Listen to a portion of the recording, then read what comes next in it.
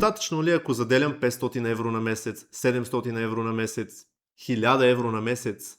Мога да заделям повече, мога да оптимизирам останалите си разходи, имам добри доходи. Ако споделиш, че това е малка сума, ще се опитам да заделям повече.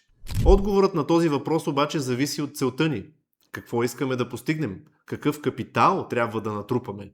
Тогава именно ще можем да разберем дали и усилията, които полагаме в момента, са достатъчни. Представете си, че имате възможност да покривате всички свои фиксирани разходи. Разходи около жилището си, сметки, храна, социален живот.